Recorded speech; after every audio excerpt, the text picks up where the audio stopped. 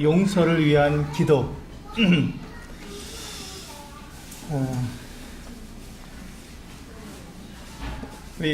우리가 하나님을 믿는 그 믿음의 가장 중요한 부분이 무엇일까 이렇게 생각을 해봤습니다. 왜 사람들은 하나님을 믿어야 하며 또 왜 우리는 하나님을 믿는가?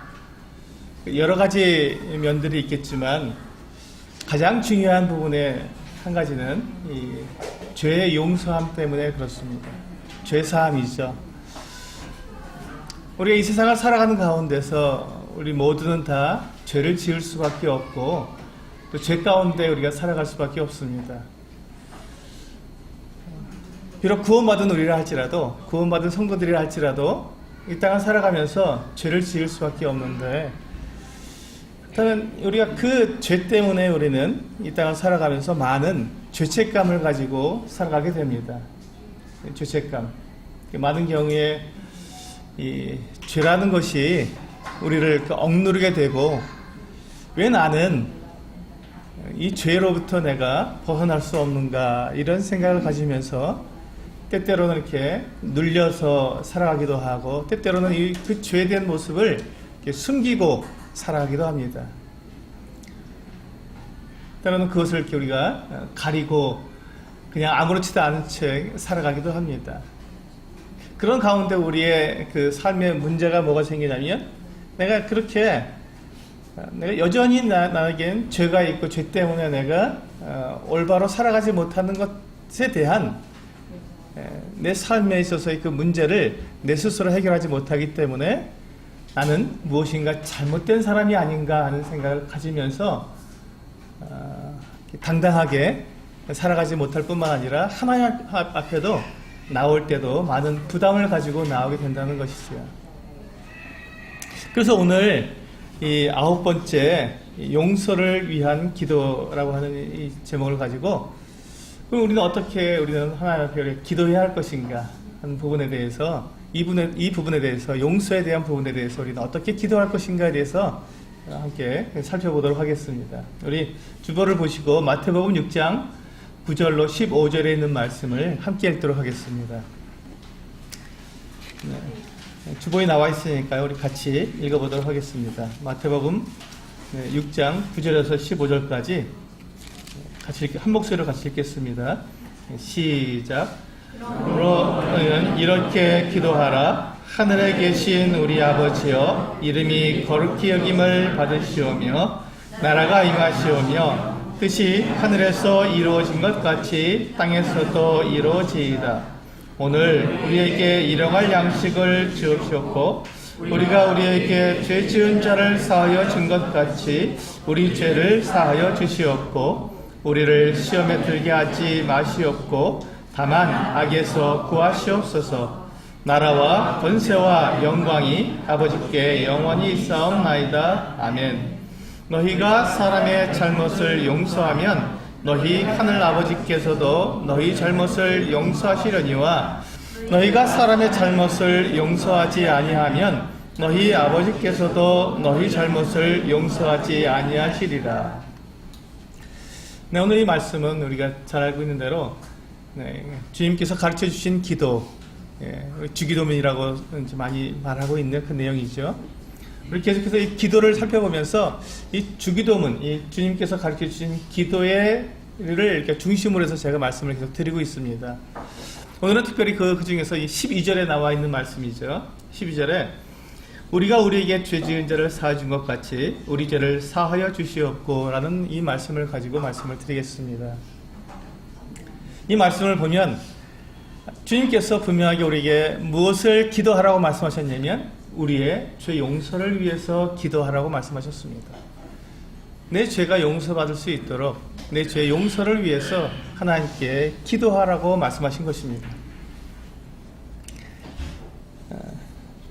우리가 하나님께 죄를 용서해달라고 기도하라는 말씀은, 다시 말하자면 하나님께서는 우리의 죄를 용서하시는 분이라는 것입니다. 하나님이 우리의 죄를 용서하지 않으시는 분이 아니라 하나님께서는 우리의 죄를 용서하시는 분이시며 또 용서하시기를 원하시는 분이라는 것이죠. 그래서 주님은 우리에게 하나님 앞에 죄 용서를 위해서 기도하라고 알려주시는 것입니다. 우리가 이 죄에 대해서 우리가 생각하게 될 때 죄라는 그 말의 의미가 참 여러 가지가 있습니다. 죄라는 말은 여러 가지 우리가 다른 말로서 우리가 그 의미를 살펴볼 수 있는데 그 중에 죄가 빚이라는 그와 같은 의미가 있습니다. 빚. 남에게 빚을 지다. 돈을 빌리거나 물건을 빌리거나 하는 것처럼 이렇게 빚을 지는 것을 죄라고도 말하고 있습니다. 그래서 우리가 죄를 지을 때 또 하나님께 또 아니면 다른 사람들에게 우리는 빚을 지는 것과 같습니다. 빚을 지는 것과 같다. 그래서 죄를 지은 사람은 그러니까 자신감이 없죠. 빚을 졌는데 그 빚을 갚을 길이 없어서 갚질 못했으니까 이게 그 빚을 진 사람은 빚 준 사람에게 나아갈 때 어떻습니까? 당당할 수 없죠. 내가 빚을 못 갚았으니까. 그래서 우리가 하나님께 나올 때 하나님 앞에 우리가 빚을 졌으면 죄라는 빚을 졌으면 하나님께 나올 때 우리는 당당하지 못하게 된다는 것입니다. 뭔가 자꾸 거리낌이 있고 하나님 앞에 나와서 내가 하나님을 온전하게 섬기지 못하는 그와 같은 모습들이 생겨진다는 것이죠. 그래서 주님께서 우리에게 기도를 가르쳐 주실 때 죄 용서를 위해서 기도하라 라고 말씀하신 것입니다. 죄 용서를 위해서 기도하라. 그런데 오늘 이제 우리 12절 말씀을 보면은 우리가 죄 용서를 위해서 기도할 때 뭔가 조건이 붙은 것 같습니다. 그렇죠? 뭐라고 조건이 붙었습니까? 우리가 우리에게 죄 지은 자를 사하여 준 것 같이 라고 하는 이 조건이 붙어 있습니다. 이 말씀을 우리가 읽어볼 때 우리는 어떤 생각이 퍼뜩 드냐면 그러니까 내가 내 죄가 용서받기 위해서는 내가 먼저 다른 사람들을 용서해야 되는구나. 그러니까 내가 죄 용서받기 위해서는 누군가를 내가 용서를 해야 되는구나 하는 이런 생각이 먼저 들게 됩니다. 근데 이것은 원래 주님께서 하신 말씀의 뜻과는 좀 다릅니다. 우리가 좀 오해하는 부분이 있는 것이죠.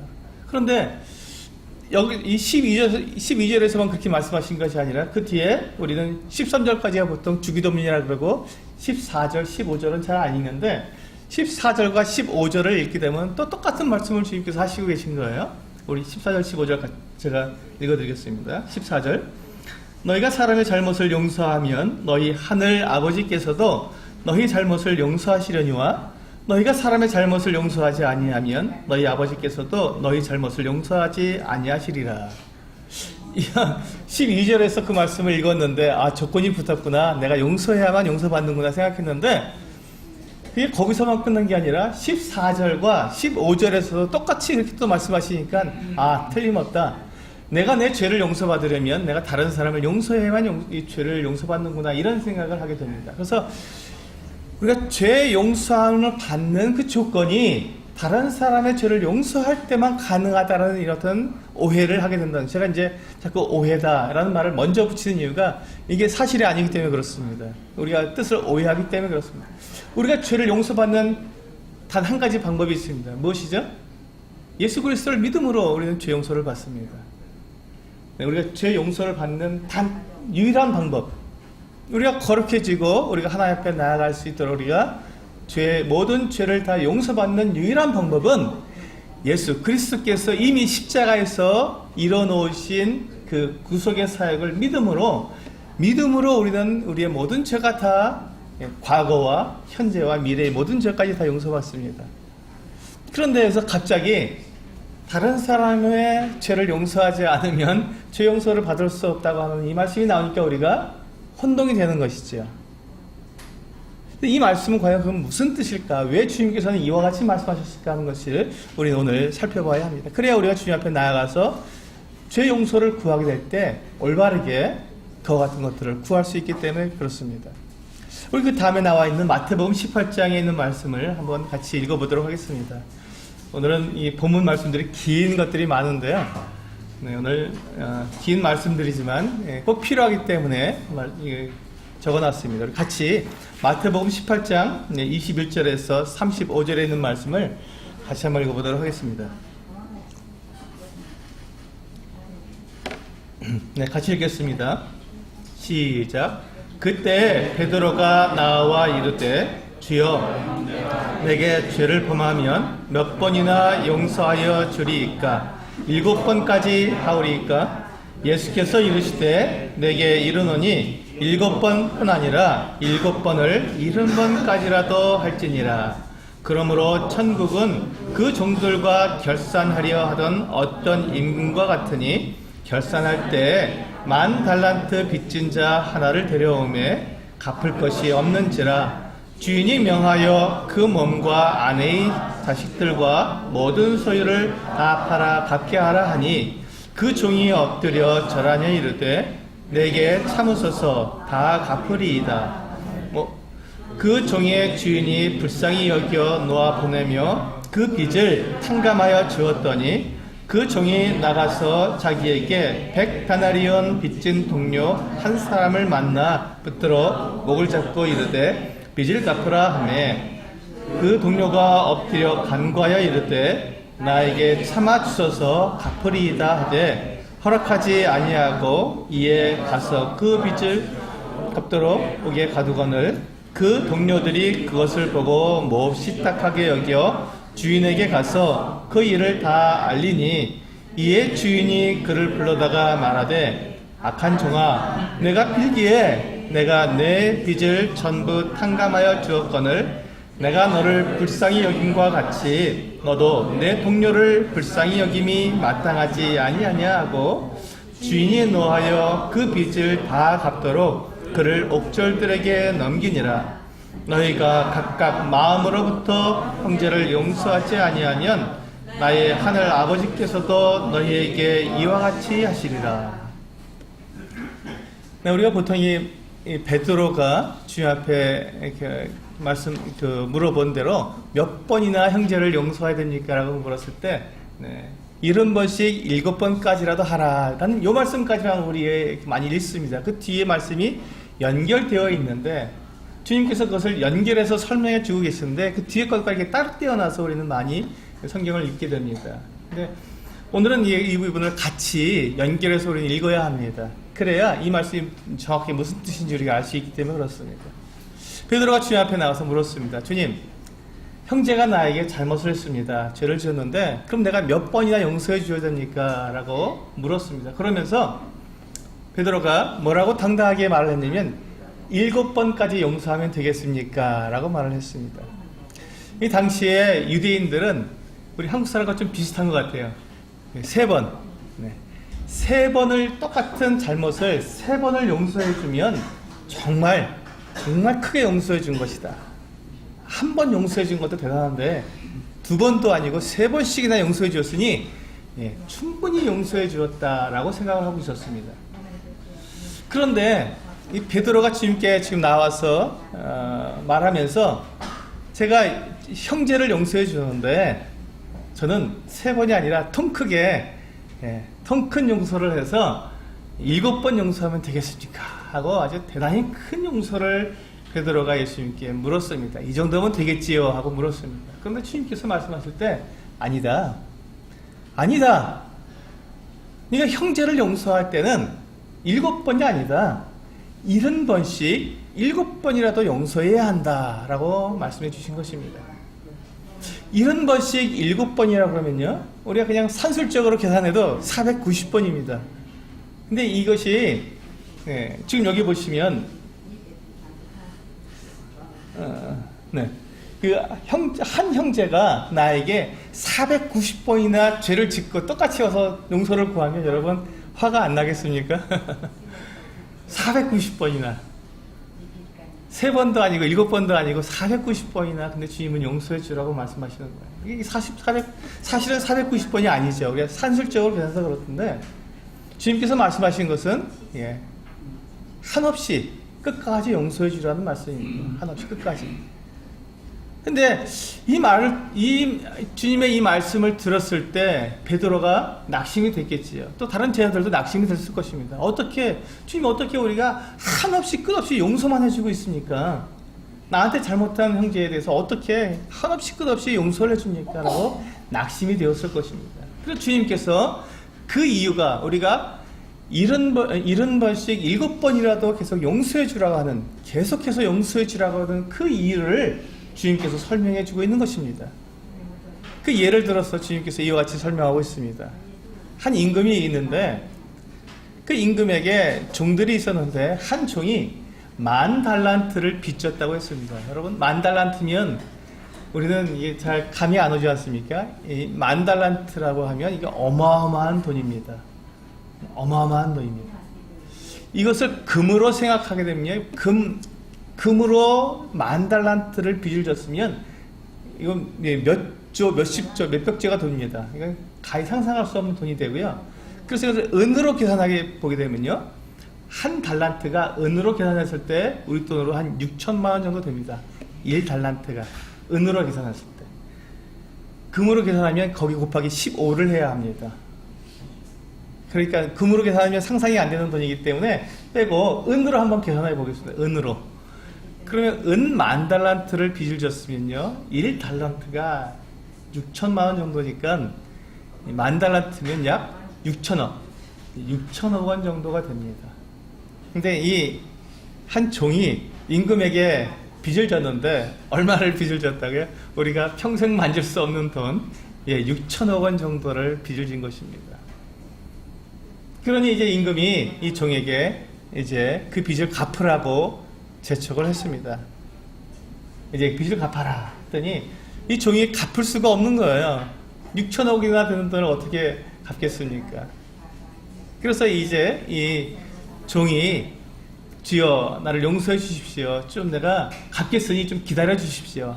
좀 용서해 주십시오 하고 구했습니다. 그러자 이 임금이 저 종이 빚을 6천억이라는 돈을 다 갚도록 그 아내와 처자를 다 옥에 가두라고 그렇게 이야기했습니다. 그러자 이제 이 종이 너무 급해지니까 이제 이 임금에게 엎드려서 구했습니다. 제발 좀 봐주십시오. 도와주십시오. 제가 갚겠습니다. 좀 더 저에게 기회를 주십시오 하고 그렇게 지금 구했던 것입니다. 근데 참 놀랍게도요, 이 종이 임금에게 그 어마어마한 돈 10,000달란트라 되는 그 빚을 용서해 달라고 했을 때, 그때 이 종의 그 간구를 임금이 듣고요, 그 빚을 10,000달란트, 약 6천억 정도 되는 그 빚을 탕감해 주었습니다. 그냥 다 없는 걸로 해버린 거죠. 그래, 됐다. 네가 그렇게 나에게 구하는 걸 보니 내가 너를 용서해 줘야겠다. 그래, 그냥 나를 잘 섬겨라. 내가 너를 용서해 주겠다 하고 용서해 주신 것입니다. 여러분 상상이 되십니까? 6천억이 되는 돈을 임금이 용서해 줬다는 것입니다. 6천억이나 되는 이 빚을 탕감받은 이 종은 기분이 어떨까요? 날아가겠죠. 정말 날아갈 정도로 그와 같은, 정말 날개가 없어도 막 날아갈 것 같은 그 같은 마음이었을 것입니다. 왜? 빚이라는 것은 그렇게 우리를 갖다가 억누르고 우리에게 그렇게 힘들게 만들기 때문에. 근데 그 6천억을 갚을 길이 없었던 이 종이 그것을 탕감을 받았으니 얼마나 행복하겠습니까? 너무 감사한 마음으로 이제 이 종이 나아가다가 이제 임금으로부터 이제 그 용서를 받고 나아가는 길에 자기 이제 동료를 만났습니다. 근데 그 동료가 이 사람에게 빚을 진 거예요. 근데 얼마를 빚을 졌냐면 100데나리온을 빚을 졌습니다. 100데나리온. 이 100데나리온을 우리 돈으로 바꿔보면 약 1,000만 원 정도 됩니다. 1,000만 원. 큰 돈이죠. 1,000만 원이 적은 돈이 아닙니다. 그렇죠? 큰 돈입니다. 이 1,000만 원 정도 되는 이 빚을 진 동료를 만났습니다. 그러니까 이 사람이 자기에게 빚진 사람을 만났으니 빚을 갚으라고 똑같이 말을 한 것입니다. 그러자 이 100데나리온 빚진 이 동료가 빚을 갚을 길이 없는 거예요. 1000만 원을 갚을 길이 없는 거예요. 그래서 미안하다. 내가 꼭 갚을 테니까 잠시 나를 좀 용서해 달라고 용서를 구했습니다. 그런데 지금 이 10,000달란트를 용서받던 이 종은 자기 동료에게 긍휼을 베풀지 않은 거예요. 자기는 지금 임금에게 10,000달란트나 되는 이 상상할 수 없는 큰 돈을 탕감을 받았는데 좀 그게 아직 극히 일부도 되지 않은 이 1,000만 원 정도 빚진 자기 동료에게 긍휼을 나타내지 않았습니다. 불쌍히 여기 보지 않고 그를 도와주지 않고 용서하지 않았습니다. 그리고 그가 모든 1,000만 원을 다 갚도록 그를 옥에 가두어 버린 것입니다. 근데 그 소식을, 이 사실을 다른 동료들이 다 보고 참 마음이 너무 아팠습니다. 어떻게 임금에게 그 10,000달란트나 용서받은 사람이 기껏해야 100데나리온 빚진 자를 용서하지 못하고 그 감옥에 가두는가. 그래서 이 다른 이 종들이 임금에게 나아가서 그것을 그대로 다 말씀을 드렸습니다. 그래서 이 임금님이 10,000달란트를 빚졌던 이 종을 다시 불렀습니다.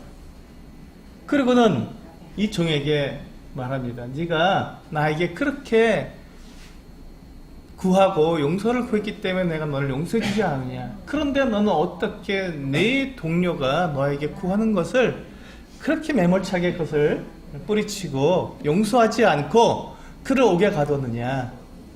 너는 용서받을 만한 가치가 없다, 자격이 없다라고 그에게 말하고 그를 그가 한 그대로 옥에 가두어서 10,000달란트를 다 갚도록 옥에 가두었다고 성경은 말씀하고 있습니다. 주님께서 이렇게 예를 들어서 설명해 주신 것입니다.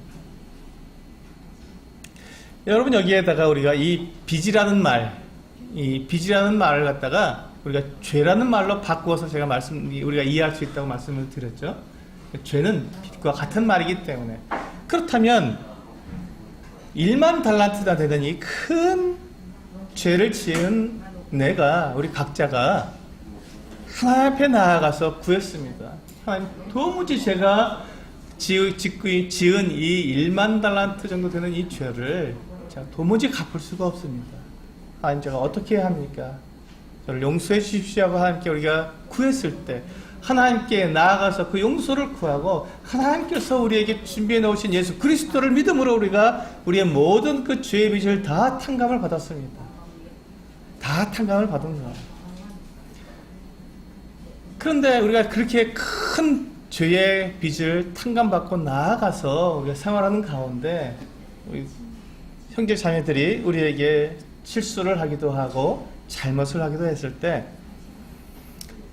우리가 그 형제 자매들이 우리에게 미안하다, 잘못했다라고 말을 할 때 그것에 대해서 용서하지 않고 그것에 대해서 내가 끝까지 내 마음 가운데 그를 용서하지 않고 그에 대해서 보복하고 원수 같고 철저히 그와 미워하고 그와 상종하지 않게 된다면 그것은 이 100데나리온 빚진 자를 용서하지 않은, 탕감해 주지 않은 이 10,000달란트 빚진 자와 같은 모습이라고 주님께서는 말씀해 주시는 것입니다. 네 형제가 너에게 와서 몇 번이나 용서를 해줘야 됩니까? 라고 베드로가 물었을 때 주님께서는 70번씩 7번이라도 용서해 주어라 라고 말씀하신 것은 바로 이와 같은 것입니다. 네가 하나님 앞에 받은 그 용서를 생각해 보아라. 네가 하나님 앞에서 받은 그 용서는 10,000달란트의 빚을 탕감받은 것이다. 용서받은 것이다. 그런데 너에게 와서 그렇게 100데나리온 정도의 적은 부분을 너에게 잘못하고 죄를 지었던 사람을 용서해 줄 때 그것을 왜 용서해 주지 못하겠느냐. 만약에 네가 정말로 하나님께 나의 그와 같은 그 죄 문제, 나의 이 같은 죄에 대한 이 눌림, 그리고 이 죄를 용서받지 못하면 도저히 살아갈 수 없다는 이와 같은 마음을 정말로 주님 앞에 나아가서 고백하고 주님 앞에 온전한 용서를 내가 받은 사람이라면 당연히 당연히 그 나에게 와서 잘못했다고 용서해달라고 구하는 그 사람의 마음을 알 수밖에 없고, 똑같은 마음으로 그 마음을 이해하게 되어서 그 사람의 그 같은 용서를 내가 해줄 수밖에 없다는 것이죠. 해야 한다는 것이고. 사실 이 용서는 정말 어려운 것입니다. 용서가 쉬운 것은 아닙니다.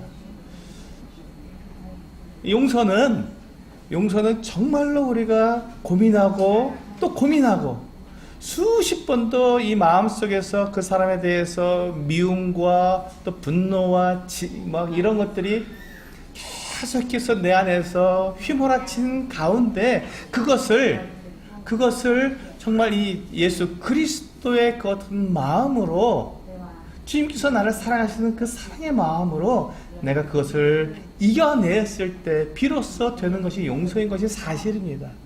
그렇기 때문에 용서는 참 어려운 것이고 힘든 것이지만, 주님께서 뭐라고 하셨냐면, 하나님께서 너를 용서하신 그 용서가 바로 그와 같은 용서였다. 그런데 그 용서가 작은 것을 용서해 주신 것이 아니라 1만 달란트나 되는 이 어마어마한, 내가 도무지 갚을 수 없는 그와 같은 죄의 빚을 하나님께서는 그냥 탕감해 주신 것이다. 하나님께서 그 용서를 하실 때 아무런 어려움 없이 그냥 손쉽게 그 용서 이렇게 하신 것이 아니라는 것입니다. 하나님께서 우리의 모든 죄를 용서하시기 위해서는 하나님께서 가장 큰 대가를 치르실 수밖에 없었다는 것이죠.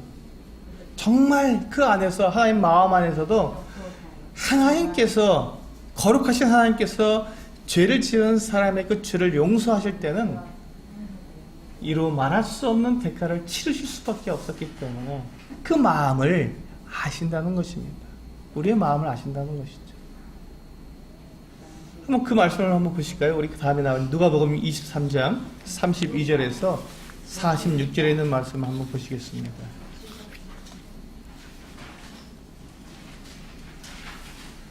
네, 이 말씀도 같이 읽어보시겠습니다. 네, 시작.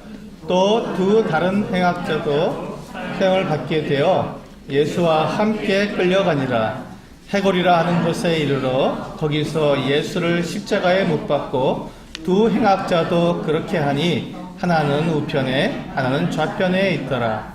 이에 예수께서 이르시되 아버지 저들을 사하여 주옵소서, 자기들이 하는 것을 알지 못함이니이다 하시더라.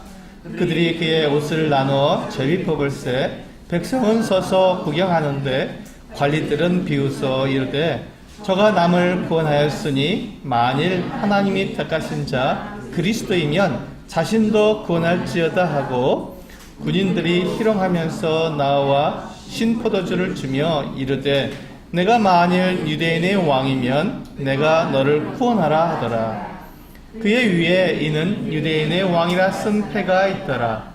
달린 행악자 중 하나는 비방하여 이르되 내가 그리스도가 아니냐, 너와 우리를 구원하라 하되, 하나는 그 사람을 꾸짖어 이르되 내가 동일한 정죄를 받고서도 하나님을 두려워하지 아니하느냐?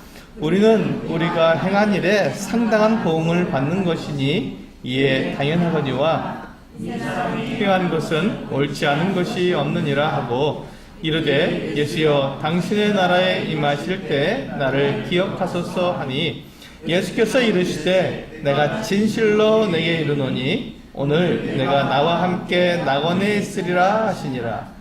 때가 제 6시쯤 되어 해가 빛을 잃고 온 땅에 어둠이 임하여 제 9시까지 계속하며 성소의 휘장이 한가운데가 찢어지더라. 예수께서 큰 소리로 불러 이르시되 아버지 내 영혼을 아버지 손에 부탁하나이다 하고 이 말씀을 하신 후 숨지시니라. 주님께서 우리의 1만 달란트의 죄빚을 탕감해 주시기 위해서 주님은 아무런 희생 없이 그것을 탕감해 주신 것이 아닙니다. 예수 그리스도께서 지금 우리가 읽은 것처럼 이 십자가에 달리셔서 그렇게 모욕과 수치와 비방과 조롱을 받으시면서 죽으셔야 했습니다. 하나님이 죽으신다는 것은 우리가 상상할 수 없는 일입니다. 어떻게 생명의 창조주시고 생명의 주인이신 그분이 죽으실 수 있냐는 것이죠. 그런데 예수 그리스도께서 마치 죄인처럼, 죄인의 모습으로, 그것도 극악한 죄인의 모습으로 그 십자가에 달리셔서 6시간 동안이나 고통을 받으시다가 운명하시게 되었습니다. 주님의 죽으심은 우리가 상상할 수 없는 그와 같은 희생입니다. 근데 하나님께서 그 아들 예수 그리스도를 통해서 우리의 죄를 용서하시기 위해서 치르신 바로 희생이라는 것이죠. 1만 달란트, 약 1,000억 원의 돈을 갖다가 이 임금이 용서해주면 임금은 1,000억 원이라는 돈이 살아버린 것입니다. 그걸 손해보는 거예요. 그와 같이 계산할 수 없을 만큼 어마어마한 손해를 하나님께서는 감당하시면서 우리의 죄를 용서해 주신 것입니다. 예수 그리스도를 통해서 용서해 주신 것이죠. 용서는 희생 없이는 결코 이루어질 수 있는 것이 아닙니다. 용서는 희생이 동반되어야만 되는 것이지요. 희생 없는 용서는 있을 수가 없는 것입니다. 그래서 지금 이 1만 달란트 빚진 자를 그 임금이 탕감해 주었다는 것은 임금에게는 어마어마한 손해가 끼쳐졌다는 것입니다. 그 손해를 감수하고라도 그 종을 갖다가 용서해 준 것이죠. 그 사람을 살리기 위해서, 그 사람을 도와주기 위해서, 그 사람이 올바르게 행복하게 살아갈 수 있도록 하기 위해서 이 임금은 그 종을 용서해 준 것입니다.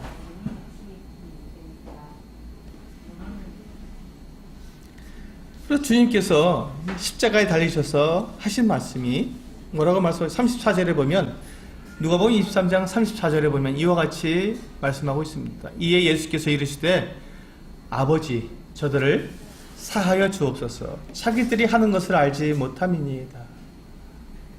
우리 주님께서 십자가에서 하신 말씀은 아버지 저들을 사하여 주옵소서 하신 말씀이었습니다.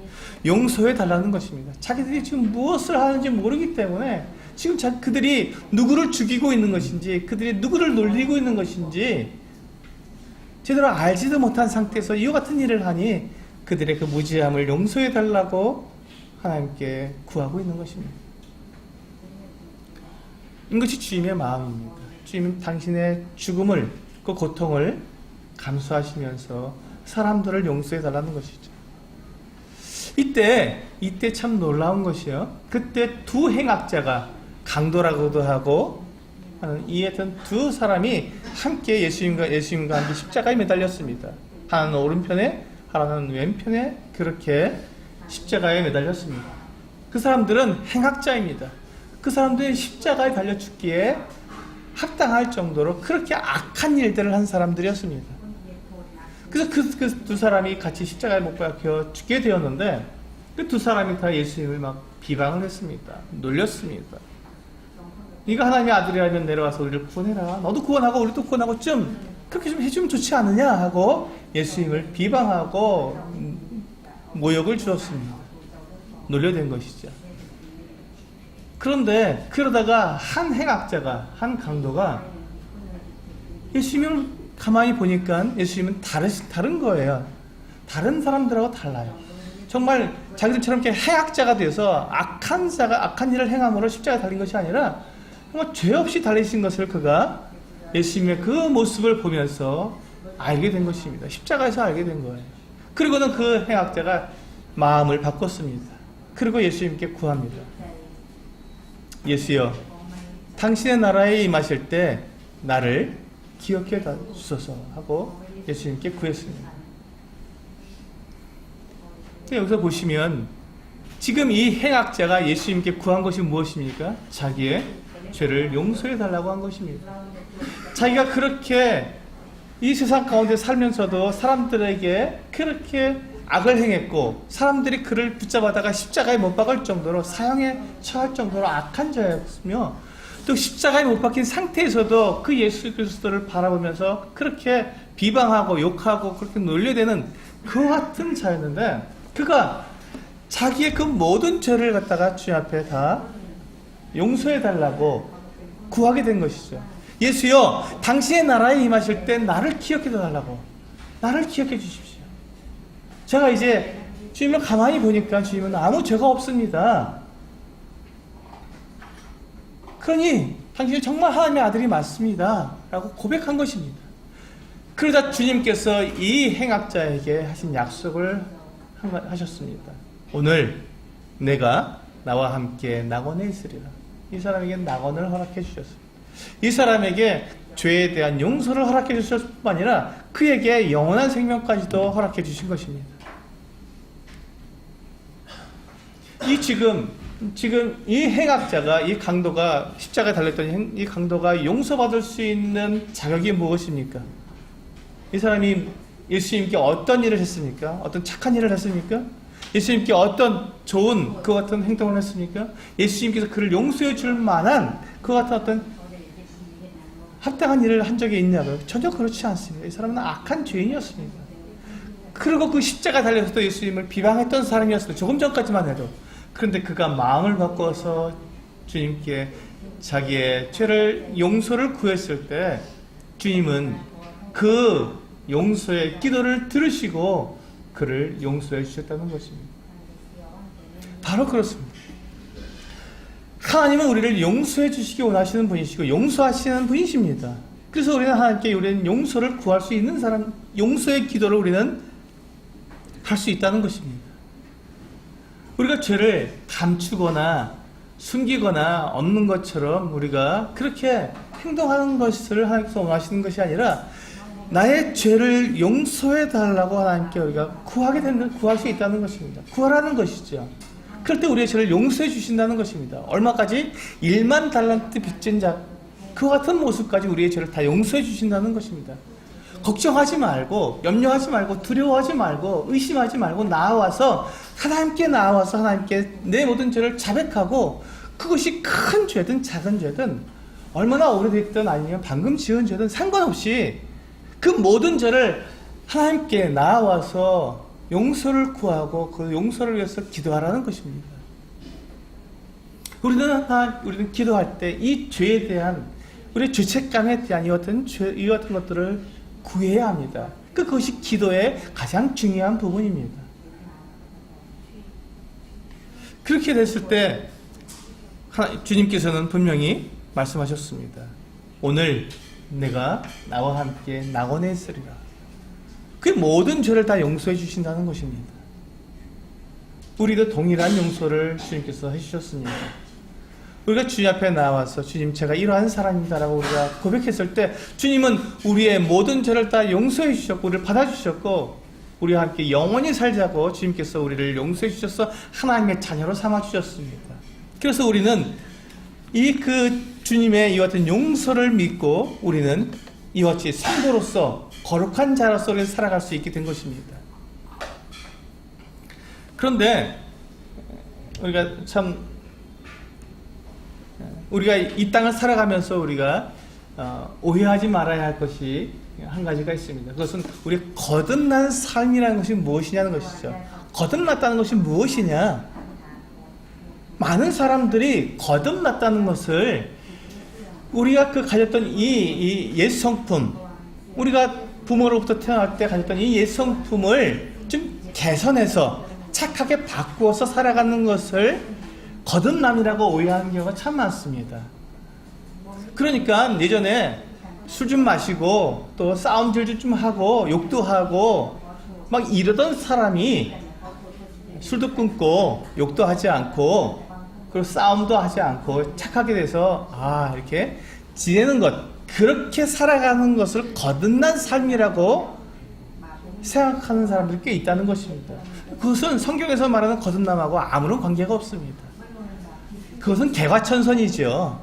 그건 개과천선. 내가 이렇게 살면 참 나쁘게 사는 거구나, 난 좀 착하게 살아야겠다고 바꾼 것이죠. 그것과 거듭남은 아무 관계가 없다는 것입니다.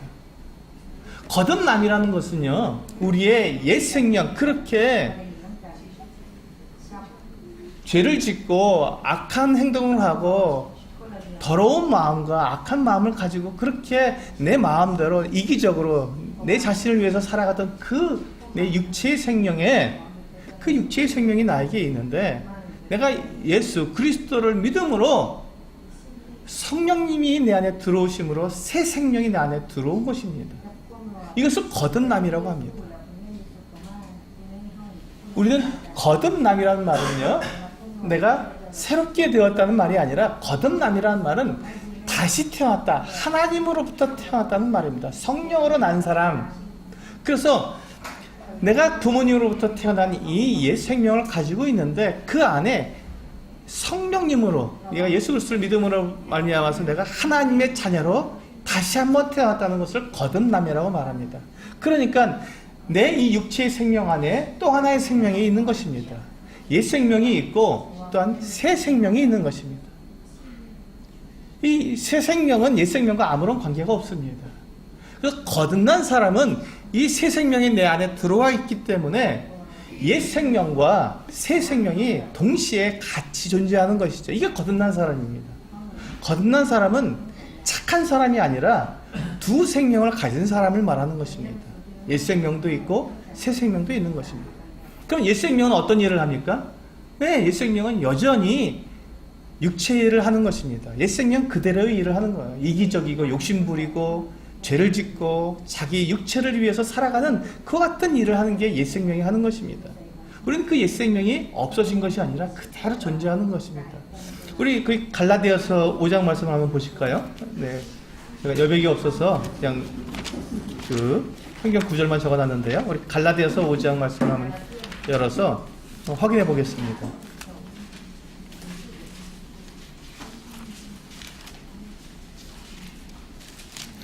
우리 이 부분을 오해하시면 안 됩니다. 우리 갈라디아서 5장 19절부터 보시면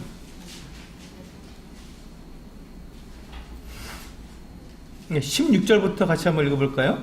네, 16절부터 같이 읽어보시면 제가 무엇을 말씀하신지 여러분들 이해할 수 있을 것입니다. 16절부터 같이 21절까지 같이 읽겠습니다. 시작. 내가 이르노니 너희는 성령을 따라 행하라. 그리하면 육체의 욕심을 이루지 아니하리라. 육체의 소욕은 성령을 거스르고 성령은 육체를 거스르나니 이 둘이 서로 대적함으로 너희가 원하는 것을 하지 못하게 하려 함이니라. 너희가 만일 성령의 인도하시는 바가 되면 율법 아래에 있지 아니하리라. 육체의 일은 분명하니 곧 음행과 더러운 것과 호색과 우상 숭배와 주술과 원수 맺는 것과 분쟁과 시기와 분냄과 당 짓는 것과 분열함과 이단과 투기와 술 취함과 방탕함과 또 그와 같은 것들이라. 전에 너희에게 경계한 것 같이 경계하노니 이런 일을 하는 자들은 하나님의 나라를 유업으로 받지 못할 것이요. 자, 여기 보시면 육체가 하는 일은 이렇게 분명하다, 현저하다, 분명하다는 것입니다. 이거 다 알 수 있다는 것이죠. 육체라는 것은 내 육체가 행하는 것은 바로 이와 같은 일을 한다는 것입니다. 술 취하고 방탕하고 음행하고 떠들고 죄를 짓고 모욕하고 사기하고 때리고 이게 육체가 하는 일이에요. 근데 육체의 생명이 나에게서 없어졌냐고요? 그렇지 않다는 것입니다. 그대로 있다는 것이에요. 그대로 있다는 것입니다. 그런데 앞에 보시면 육체의 소욕이 있고 이렇게 나를 갖다가 이러한 길로 이끌어가는 육체의 소욕이 있고 나에게 또 하나의 소욕이 있는데 그게 뭐냐고요? 성령의 소욕이 있다는 거죠. 성령께서 나를 이끄시다는 거죠. 그래서 이 두 가지가 내 안에 그대로 있는데 그럼 나는 어떻게 내가 새 생명을 거듭난 사람이라 나는 어떠한 생명을 어떠한 욕심을 따라서 어떠한 욕구를 따라 난 살아야 하느냐는 것입니다. 육체의 욕구를 따라서 사는 것이 아니라 성령께서 인도하시는 대로 살아가라는 것입니다. 성령께서 인도하시는 대로 내가 성령에 따라서 살아가게 된다면 비록 내가 육체의 욕심이 있을지라도 육체의 이 생명이 그대로 있을지라도 성령을 따라 살아가기 때문에 나에게서 어떠한 모습이 나타나냐면 22절부터 보시면요. 오직 성령의 열매는 사랑과 희락과 화평과 오래 참음과 자비와 양선과 충성과 온유와 절제니 이 같은 것을 금지할 법이 없느니라. 자 보세요. 이렇습니다. 이것이 바로 성령을 따라가는 사람들의 모습입니다. 자, 그러니까 그리스도인이라고 해도 이 두 가지 모습이 동시에 나타날 수 있다는 것입니다. 참 우리가 오해하지 말아야 할 것은, 우리가 거듭난 그리스도인도 우리가 육체의 욕심을 따라 행하면 바로 이와 같이 갈라디아서 5장 19절부터 21절에 나와 있는 이 모습이 나타난다는 것이에요. 그러나 그 같은 모습을 나타나지 말고 어떻게 하라고요? 22절과 23절에 있는 말씀처럼 성령을 따라 행하면서 성령의 열매를 나타내라는 것입니다. 이 둘이 있기 때문에 그렇습니다. 자, 그러니까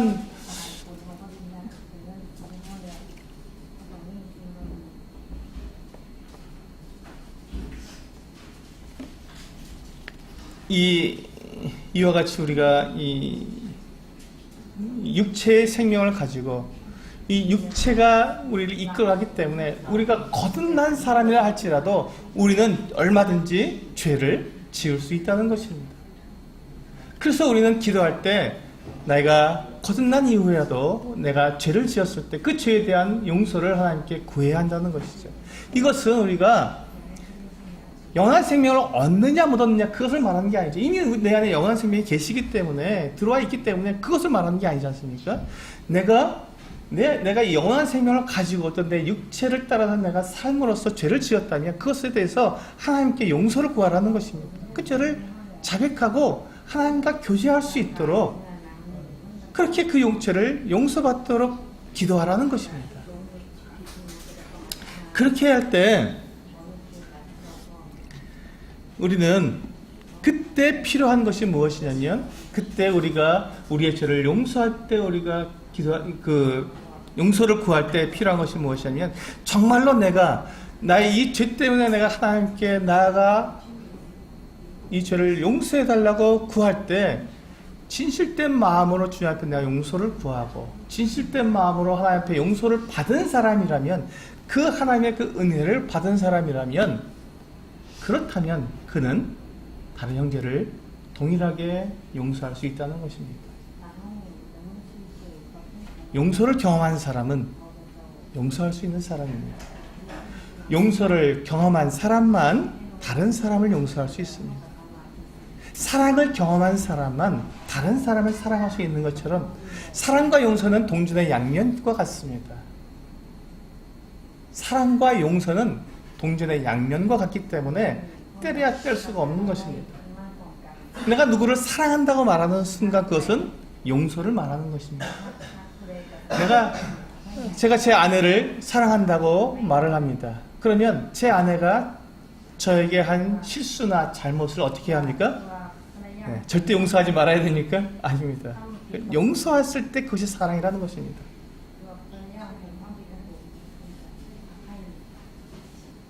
진정한 사랑은 용서에서 나오는 것입니다. 가장 큰 사랑은 용서에서 있습니다. 용서하지 않는 사람은 사랑하지 않는 사람입니다. 그래서 우리가 주님께서 우리들에게 이 용서를 말씀하실 때, 나의 용서를 하나님께 구하게 될 때 너도 다른 사람을 용서하라는 말씀은 그와 같이 내가 하나님께 용서를 받고 사랑을 받은 사람이라면 그와 같이 동일하게 나타나는 것입니다. 만약에 내가 그와 같은 일을 하지 않는다면 나는 하나님께로부터 오는 그 용서와 사랑을 받아본 경험이 없는 사람이라는 말과 같다는 것입니다. 이해가 되시죠? 이게 굉장히 오해가 되는 부분이기 때문에 제가 여러 번 반복해서 말씀을 드립니다. 그래서 우리는 고린도전서 6장을 보시면요, 고린도전서 6장 1절부터 8절에 있는 말씀을 보시면 이와 같이 말씀하고 있습니다. 고린도전서 6장 1절에서 8절입니다. 제가 읽겠습니다. 너희 중에 누가 다른 이와 더불어 다툼이 있는데 구태여 불의한 자들 앞에서 고발하고 성도 앞에서 하지 아니하느냐? 성도가 세상을 판단할 것을 너희가 알지 못하느냐? 세상도 너희에게 판단을 받겠거든 지극히 작은 일을 판단하기를 감당하지 못하겠느냐? 우리가 천사를 판단할 것을 너희가 알지 못하느냐? 그러하거든 하물며 세상 일이랴. 그런즉 너희가 세상 사건이 있을 때 교회에서 경히 여김을 받는 자들을 세우느냐? 내가 너희를 부끄럽게 하려 하여 이 말을 하노니 너희 가운데 그 형제 간의 일을 판단할 만한 지혜 있는 자가 이같이 하나도 없느냐. 6절 형제가 형제와 더불어 고발할 뿐더러 믿지 아니하는 자들 앞에서 하느냐. 너희가 피차 고발함으로 너희 가운데 이미 뚜렷한 허물이 있나니 차라리 불의를 당하는 것이 낫지 아니하며 차라리 속는 것이 낫지 아니하니야. 너희는 불의를 행하고 속이는구나. 그는 너희의 형제로다. 여기 보시면 교회 안에서 두 형제 사이에 문제가 생겼습니다. 그래서 이 두 사람이 서로 잘잘못을 가렸는데 교회 안에서 이것이 잘잘못을 가려지지 않고 더 큰 문제가 되어서 결국 두 사람이 법정에다가 고발을 하게 되었고 법정에 서게 되었습니다. 이 소식을 바울이 들었을 때 너무나도 마음에 분한 마음이 든 것입니다. 어떻게 그런 일을 할 수 있느냐고, 어떻게 교회 안에서 그와 같은 일을 할 수 있느냐고 바울이 마음에 분개한 마음을 가졌습니다. 그러면서 지금 이와 같은 말씀을 전해주고 있는 것이죠. 너희가 어떤 존재냐, 너희가 어떤 사람들이냐, 하나님의 자녀들 아니냐. 하나님의 자녀로서 너희가 천사들까지도 판단할 사람들인데, 그래 그까짓 그 성도들 사이에 일어난 그 문제를 갖다 하나 제대로 판단하지 못해서 법정에 서느냐, 그것도 믿지 않는 자들 앞에 서서 거기서 판결을 받으려고 하느냐 라고 이야기하는 것입니다. 그러면서 뭐라고 말씀하시냐, 7절에 보면 뭐라고 말씀하시냐면 너희가 피차 고발함으로 너희 가운데 이미 뚜렷한 허물이 있다. 너희가 고발한 것 자체가, 너희가 법정에다가 고발한 것 자체가 너에게는 큰 잘못이다. 아니 잘못한 거다. 이것 자체가 잘못이다. 왜냐하면 잘못이다. 그러면서 뭐라니, 차라리 너희가 그렇게, 너희는 형제인데, 그리스도의 용서를 받은, 모든 죄를 용서를 받은 형제인데 너희가 그것을 잘잘못을 가리려고 법정에 서느냐. 그러려면 차라리 너희가 불의를 당하는 것이 낫고 차라리 속는 것이 낫지 않느냐 라고 말한 것입니다. 그런데 너희가 그렇게 하지 않고 8절에 보니까 너희가 불의를 행하고 속이는구나. 법정에 서서 잘잘못을 가리자는 것은 무엇입니까? 두 사람 중에 한 사람도 용서를 구하거나 용서해 주지 않았다는 말이 되는 것입니다. 둘 중에 한 사람은 분명히 잘못을 했겠죠. 그러니까 문제가 생겼겠죠. 그런데 그것을 끝까지 그들이 누구도 용서를 구하지 않고 또 용서해 주지도 않았기 때문에 이것은 너희가 불의를 행하는 것이고 속이는 자가 된 것입니다. 그러면서 이 바울이 맨 마지막에 8절 끝에다가 뭐라고 말씀하냐면 그는 너희 형제로다 라고 말하고 있습니다. 우리가 이와 같이 교회 안에서 어떤 문제가 생겼을 때, 형제 사이에, 성도들 사이에 문제가 생겼을 때 잘잘못을 가려야죠. 누가 옳고 누가 그런지 가려야 되겠습니다. 그런데 그것이 가려지지 않을 때는 어떻게 합니까? 그것을 가지고 교회가 깨지도록, 교회가 무너지도록 싸워야 하겠습니까? 그렇지 않다는 것입니다. 차라리 불의를 당하고 차라리 속으라는 것입니다. 그렇게 해서 하나가 되라는 것이지요. 차라리. 왜?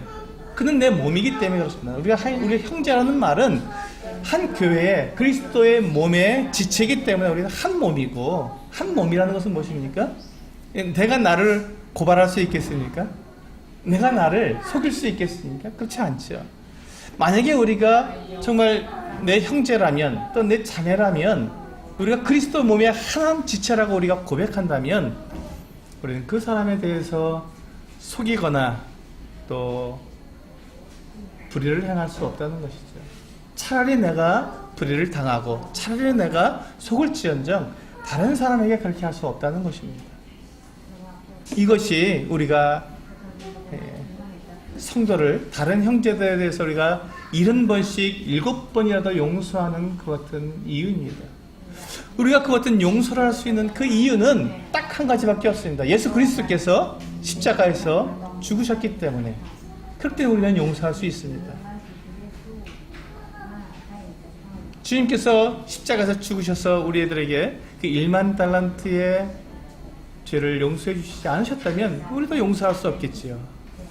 용서할 수 있는 힘이 없으니까. 하지만 주님께서 십자가에 달리셔서 그와 같이 우리의 죄를 다 용서해 주셨기 때문에 우리가 그 용서 때문에 우리도 용서할 수 있는 것입니다. 우리 요한 1서 3장 1절을 한번 보시겠습니다. 요한 1서 3장 1절입니다.